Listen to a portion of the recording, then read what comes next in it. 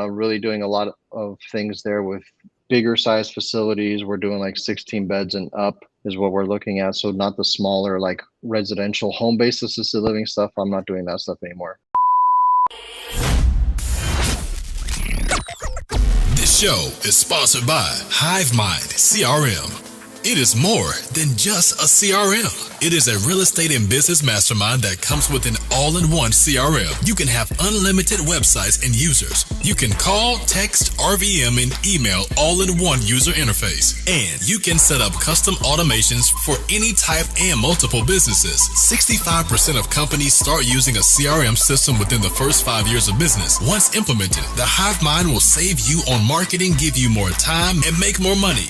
One of our users had his first $100,000 month using our system in June. We want to see you automate and accelerate your business. Text us at 210-972-1842 for future meetings, and of course to get our $1 course on how to make more than 6 figures on one land deal. You can schedule your free demo today at hivemindcrm.io.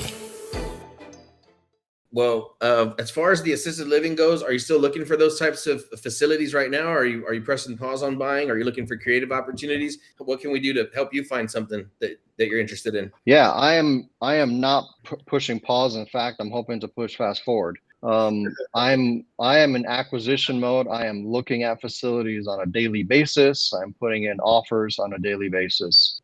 Creative would be awesome. I put in a creative offer actually last week on a 42 bed facility here in San Antonio. We'll wait and see what happens with that one. But our business model is focused around mid-sized facilities. So typically between 50 and 50 beds is what we're looking at. We believe we can provide a more hands-on, person-centered, higher quality of care in that setting, as opposed to, a more institutionalized, bigger facility feel. We're not about that. We prefer that home feeling for our residents and their families, honestly.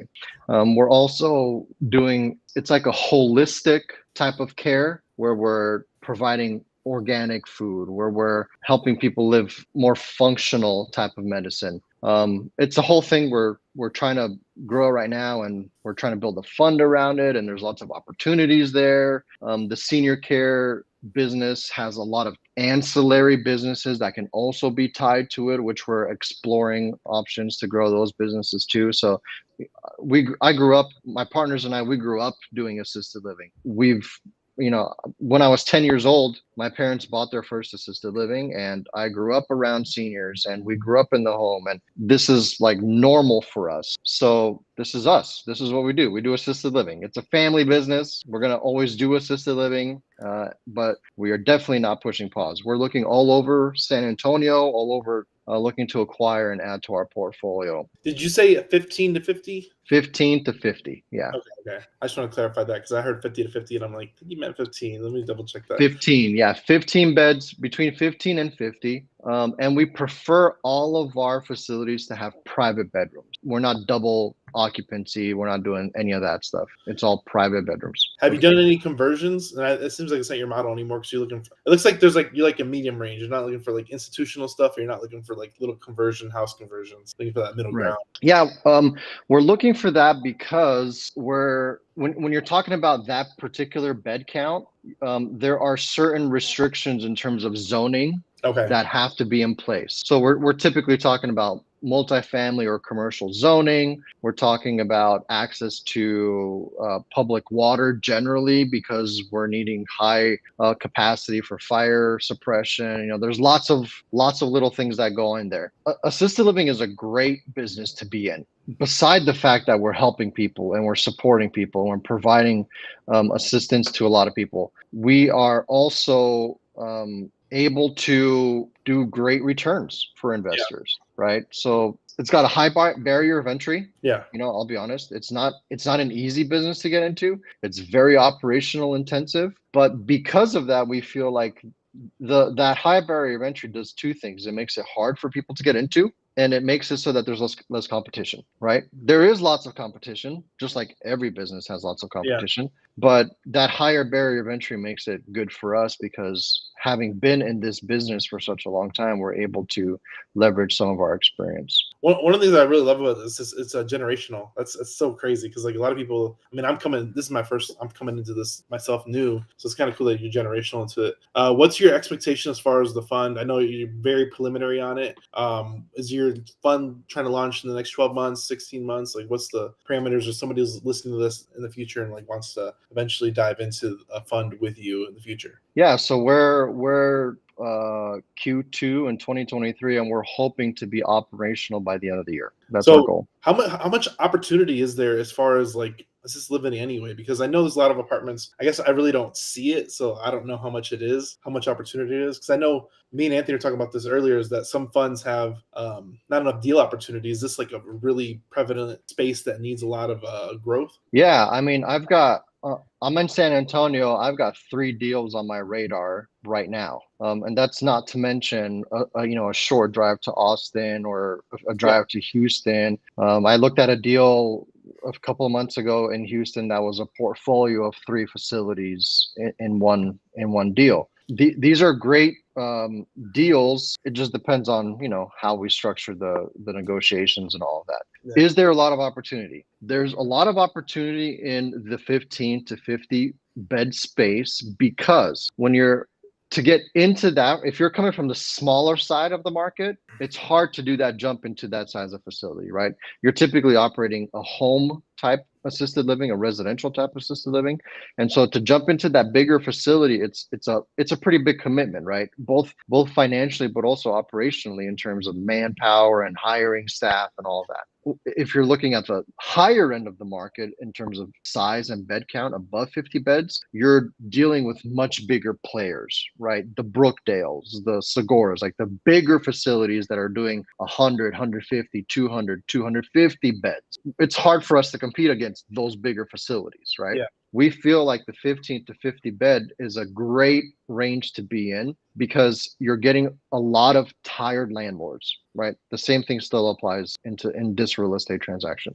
There's a lot of tired landlords. Maybe there's operational issues. Maybe there needs to be some sort of capital investment back into and you're not competing with those big players in that size market. Okay, man, you're really onto something. So I know we talked about this before, but I would like to find a way to hold big giant houses. So are these going to be like apartment type buildings, or what type of building structures would we be looking for? So first, let's start with the zoning. It needs to be multifamily or commercial. Okay. Right. The whole structure, whatever it is, needs to be multifamily or structure. Yeah, the actual city zoning on the property needs to be either multifamily or commercial. We are typically looking at single level, right? We're not doing multi-level 2 floors with elevators. We're not doing that sort of thing. Mhm. It's all single level. So think about it. If you need to put 16 beds, let's say, at a minimum of 120 square feet per bedroom, and you're talking about a fairly large size building, so we're typically looking at an acre roughly, plus or minus, minimum to do this size of a structure on it. That's amazing. Are you doing ground up? You're doing existing and taking them over? Yeah, we're not doing any developments. We're considering it. It's definitely on the radar. But our strategy probably for the next 24 to 36 months is going to be acquiring these tired landlord type of situations, doing any capital infusion in terms of bringing the facility up to modern. We're trying to shoot for that modern luxury type of experience, right? That we're playing in the higher end of the market. So if the facility needs to be updated and brought to that level, then we'll do that. And then our plan is to operate for several years for the lifespan of the fund until we exit it. So and this is a great question, I think leads into this one. What type of determines like that high-end luxury type feel? Is it based on people's budgets? And then what can you expect as far as income per bed as far as a facility? Yeah, so now we're talking about like target market stuff, right? Yeah. So the way that I think about it pretty simple. Like I create an avatar in my mind, right? You have to remember we have 2 different clients. The resident, the actual person living in our facility, but we also have their family, right? Because that's a big part of it, right? Mhm. Yeah. And so we're typically trying to target people who are ultra luxury, but definitely above middle class. And we're typically charging a pretty high number. And so because we're doing that, we have to really target a specific kind of person, right? So we're typically targeting, mom or dad who has a son or daughter who is a professional, right? This is the avatar we're building. So imagine Mr. Doctor is driving to the hospital, he's driving home. Hey, he wants to stop by and see mom who's in assisted living, wants to be able to pop in, right? There's a few things that we need to unpack. Number one is we're trying to target people who have the means to pay for our services. And it's not like we're just charging high costs for no reason. Like we believe we provide the best care in the city. Like if you're worried about budget, fantastic. But if you want the very best care, this is the place for you. We're typically targeting people who have the means. Where does that come from? It typically comes from a retirement plan. They may have a second house or a first house that they can sell. They typically have pensions. So they have a little bit of means in order to pay for these services. So that also means that we're not going to be way out in the boonies. Like we need to be somewhere like right off the freeway, like on the way between the hospital or the law practice and their super nice areas, because most doctors and lawyers live in typically really nice neighborhoods. So we want to be somewhere in that corridor between work. That makes sense. That makes a lot of sense. And as far as what price point per bed, because I have my wife's. She has a great aunt in her 70s, and we were looking into elder care, different areas, different pricing, and it's become not necessarily a large topic, but it's really making you like realize what it costs to have those amenities, because they are, and like you said, that if you want somebody nearby and just somebody there because you're still working, you're a professional, like you said, you want to have them close by. You want to have your loved ones close by. Exactly. Within the senior care assisted living space, there's typically two different pricing structures. There's what's called the a la carte option, where you have a base fee and then you add on depending on the amount of care and services that they need. That's one model. The second model is a flat rate. And that could be broken down into little various ways of doing it, but it could be one flat rate from when you enter the facility until you leave, or it could be one flat rate depending on a level of care type of system. We can unpack all of that, but we typically prefer the flat rate because with the a la carte, it could seem sometimes, to me, it felt sometimes like I was nickeling and diming people. Like, hey, I need this. Hey, we need this, and I don't like that. I don't want money to be the thing that we're always talking about, right? I want to talk about care, and I want to talk about how well your mom is doing or how well your father is doing, right? And so we have exactly, yeah. So we went to the flat rate model, pretty black and white. Here's the amount of care they need. Here's the flat rate for that.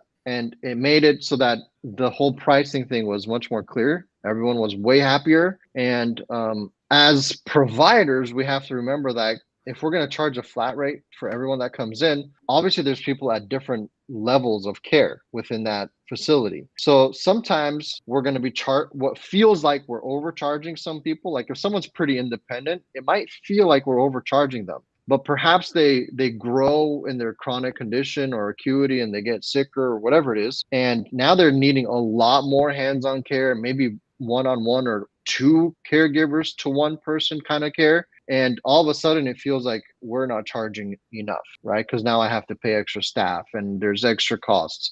So we feel like it evens out. At the beginning, it's a bit higher. That's a powerful distinction, man. And you mentioned earlier too about you wanted to have like very high quality nutrition. Some people don't even care about that. Like bowl of cereal and you're good to go. Like, so I like where you're heading with this. I've always been of the mind that if I'm paying more, then I think I'm getting something better, no matter what, right? Whether that's from ordering a meal at a restaurant to like fitness equipment, a vehicle. I'm like, if it costs more, it must be better. And I've always thought that in my mind. Daniel and myself have learned recently that low dollar customers like that pay the minimum, they're your heaviest burden. And then the people that are very happy to pay a premium for excellent service, they don't even think twice about the cash. So I like where you're headed. I love the business model, man. I think it's very, very smart. Yeah. And, there's statistics that are always thrown around, like, 10,000 people. It comes out to something like 10,000 people a day are hitting retirement in America. So there is a lot of opportunity. Is there a lot of players on the field? Yes, but there's even with all the players, if they were all running at full capacity, wouldn't even begin to dent the amount of need that's coming up from the baby boomers. Yeah, I agree, man. I think it's a beautiful business model. I spend a lot of time with my parents and, maybe going to appointments, picking them up, dropping them off, taking them to the Yeah, casino, taking them to lunch. So it is important for me to get that time in with them. So yeah, like you said, busy professionals, if they don't have the time to spend with that elderly parent, then I would want a place where it's like top notch everything. This is my parents we're talking about here. So if I can't physically do it myself, exactly. yeah, give me the best of what you got, as opposed to like, hey, let's bargain shop. Like sometimes whenever my dad and my mom, they'll be saying something, like having these little mini arguments. I'd be like, you better not. I'm going to put you in the Shady Acres nursing home when you get older. I'm going to tell them if you get too loud to hit you on the head with a ruler or something. Yeah. No, we believe in our service. I mean, we believe we like to call it white glove service. Like we're going to do our best to provide the best. Yeah, like I said, I'd rather pay more, man. So I think what you're offering is amazing, and it's smart that you're like you said, even if it's a little bit easier or kind of a lot in the beginning, it ends up being lopsided in your favor towards the end. And that's another thing some people don't think about is it should be long-term care. They already made friends with your staff. They're friends with you. They love it there. They like the environment. They like the facilities. So maybe they should be there for the next 4 or 8 years, right? And instead of moving them from place to place to place because the premiums went up a little bit, Yeah, our longest resident has been with us for 12 years. That's amazing, man. Yes. Yeah. I think I told you my mom does home health care, and she sees people she'll have them for years until it's time for them to go on to the next place. And people love her. Like as soon as somebody passes, like the next day, the phone's ringing like, hey, do you think you can take care of my mom? And I mean, she's never been without work, and they just pay her whatever she wants. Like, how much are you going to charge? And she can say any number, 34, 38, whatever. They just pay it and pay her time and a half on weekends or holidays or whatever. She's just like an assassin. She can just charge whatever she wants because she's that high in demand. Yeah, she's only the CNA, so it's not like she has some kind of crazy degree. She just really does care. She cooks amazing food for them. She really does care. I think that's probably the thing that makes my mom separates her from everybody else is that like she treats them like family. Like she literally cooks for them, takes them to the store, whatever she can do. If that was her mom, she literally does it. She has just the biggest heart ever, and I think people they know that and they sense that. Yeah, I mean that's something I tell all of our residents when they move in, and I tell their families too. Like, hey, you're not just coming to live here. You're becoming part of our family, and we're becoming part of your family now. And you guys are going to be here for holidays, and we're going to be with you at some of your most difficult times in your life. And let's just build that relationship. Realize that we're here for each other. We're going to do our best to support you as much as possible. Because that's what it's about. We're here to help people. I'm a Christian, and that plays a lot into what I'm doing too. Like, hey, I have a much higher power that I'm answering to. Like, I want to have a clear conscience. I love that you said that, man. And maybe it's a Texas thing or a Southern thing. I don't know, but that's something that people avoid in business. And I know there's this cliche thing like, oh, if somebody talks about their religion in their business, like they're probably trying to sell you something or they're lying. And in my mind, I think if somebody is a Christian or a Catholic and that's the only thing I know about them, I already trust them. And then we'll see what happens afterwards, because the people that I do know who claim to be, religious, they're awesome people. I don't see the dogmatic weird thing where you see people saying like, oh, all the people from that church are all backstabbers. Like, not the ones I know.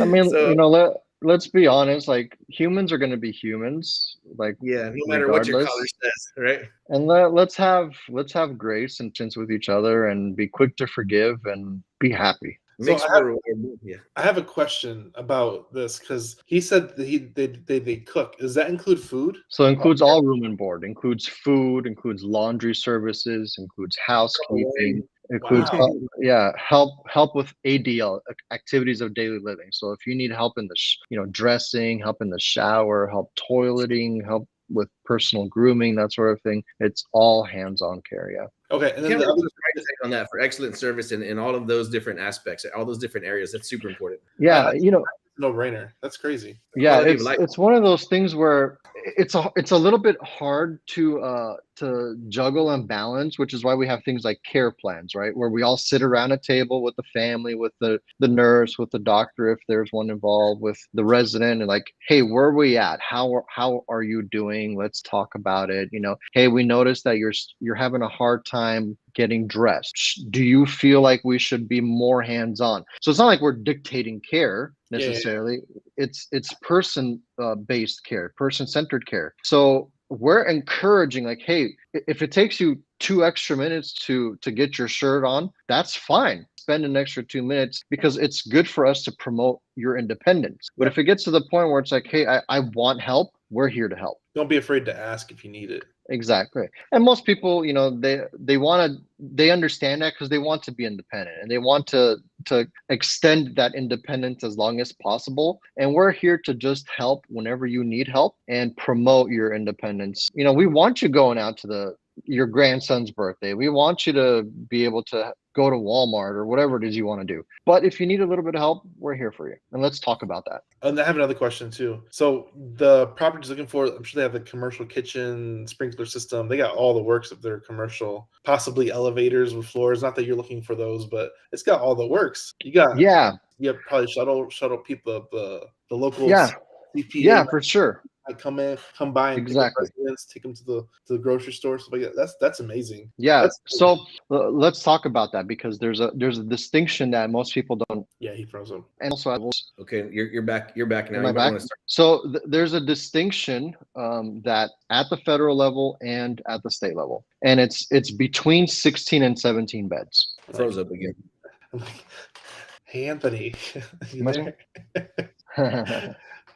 I don't know what's going on. Let's see, you were talking about the distinction that falls between the 15 or 16 and 17 beds. We could also edit this out. We could crop out the part where it got goofy. Yeah, let me something's updating. Let me just pause everything. Yeah, don't worry, we can just snip this right out like it never happened. So at the federal level and at the state level, typically there's a distinction between 16 and 17 beds, right? 17 beds and above is typically seen with more of a commercial eye. And there's things that play into that. So there's things like you need to have a triple sink. You need to have a much more robust fire hood over the cooktop. You need to have janitor's closets with like little sinks in them and all that stuff, right? 16 beds and below is typically residential, exposed to as many rules and regulations as you are on that 17 bed. So we're really trying to hit that 16 bed mark. Helps us fall under the residential side of licensing and contracts, but it also is almost an ideal ratio of caregivers to provide awesome care, because we're providing care, right? I hope you guys are like hearing my heart. Like, our goal is care, right? We want to help, we want to provide that service, but we also need to operate a business. We have to make sure we're making good margins. We want to make sure everyone's happy, investors are happy. And so like in most businesses, our top line item of expenses. And so we have to make sure that we're balancing that payroll, that resident to caregiver ratio in order to make as good a margins as possible and still provide that good quality care. I think you can always provide a better service if you have a better priced product. Like I said, so Daniel and myself, we weren't able to reach acceleration until we started charging more for everything, and considerably more, because now we can afford more assistants, we can afford more personnel, we can afford to put more time into things that we didn't have to. You got to kind of touch and go if the dollars are too slim. So I still respect the business model. Yeah, I don't think that's a negative at all that you're charging that premium. I think that anybody that is, like you said, if they're a working class or a business class person, they want to make sure that mom and dad have the very best care. And I think that's what you're offering. So yeah, I think having a premium pricing is the only way to go in this business, because then you don't have to cut any corners. That's cool, man. So I think we touched on this. We touched on your fund. Congratulations on that, man. Yeah, maybe we can get some synergy going there. We're putting our own fund together for a land development. So I could see us working together in some regard, because I am interested in your space. I have friends in your space. All right, Ben now. Mm-hmm. Yeah, we should all go get lunch with Ben, man. Ben, he's just that really sweet, cool guy. I love that guy. Yeah, absolutely. Thanks for watching this YouTube video. We hope you found value. Please like, subscribe, and hit the bell. Watch more videos just like this one.